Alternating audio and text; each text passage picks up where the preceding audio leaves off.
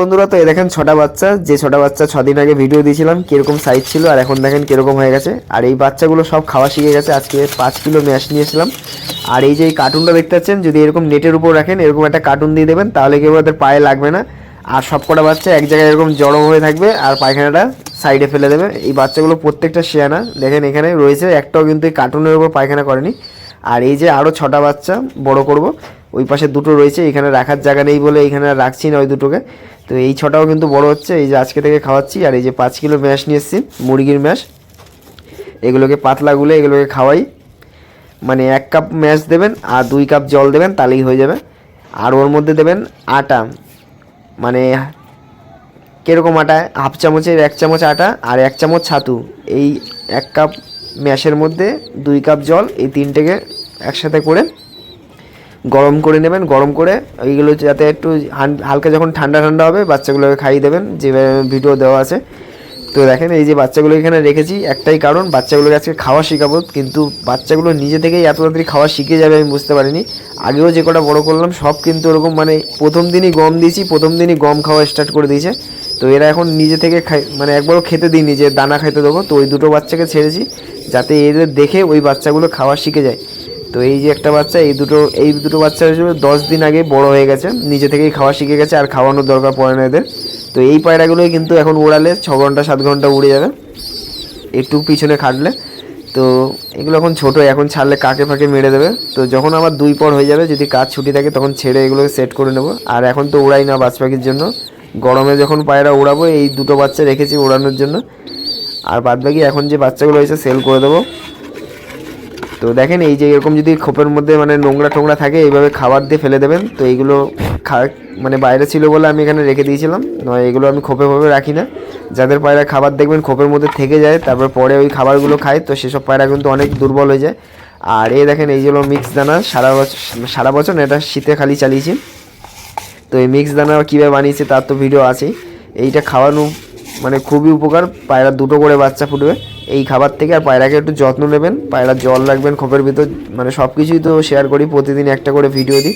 তো আমার ভিডিওগুলো মানে 7:35-এর সময় আপলোড হয়। আর অনেকে ভাবে যে ভিডিওগুলো দেখতে পাচ্ছে না কেন, তো একটা টাইমার লাগানো থাকে, তারপরে কিন্তু ভিডিওগুলো পোস্ট হয়ে যায়। আর এই দেখেন বাচ্চা পায়রাগুলো এখানে খাবার দিয়েছি জাস্ট, মানে ওরা নিজে থেকেই 4টে বাচ্চা খাওয়া শিখে গেছে।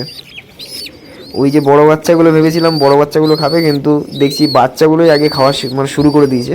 তো এইবার যা হবে, মানে আজকেই বাচ্চাগুলো এতটা খেয়ে নিয়েছে, আমি আবার ম্যাশ গুলিয়েছিলাম বাচ্চাগুলোর জন্য, 2বার করে দিচ্ছিলাম ম্যাশটা।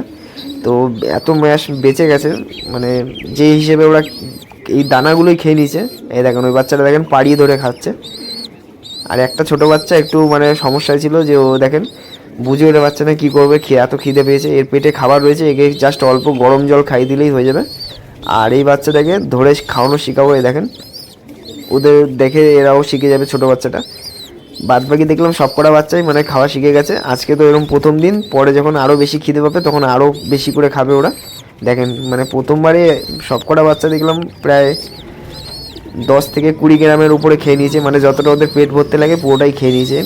তারপরে বাচ্চাগুলোকে আর ম্যাশ খাওয়াতে পারিনি সেভাবে, অল্প অল্প করে খাইয়েছি। মানে খাবার এতটাই খেয়ে নিয়েছে, হু হু করে খেয়ে নিয়েছে, এদের পেটে এতটা খিদে ছিল। তো এই দেখেন এই বড় বাচ্চাগুলো এসে খাচ্ছে।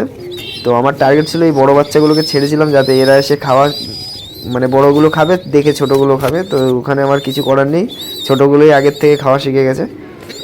তো এখন যে কটা বাচ্চা হচ্ছে দেখছি সেম জিনিস হচ্ছে, এরকম নিজে থেকে আগের থেকে ওরা খাচ্ছে। আগেও 6টা এরকম, আগে তো 7টা করেছিলাম, তার মধ্যে 4-5টা সেল করে দিয়েছি।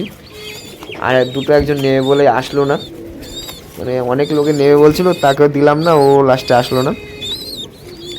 তো এই দেখেন এই বাচ্চাগুলো বড় হয়ে গেলে, এখানে 2টো কালো দানা বাচ্চা আছে। আর এই কালো কালোগুলো দেখতে পাচ্ছেন, এগুলো মাথা খারাপ জেনারেশনের বাচ্চা। আর সাদা যে দুটো আছে ওগুলো মুন্ডু সাদা জেনারেশনের বাচ্চা।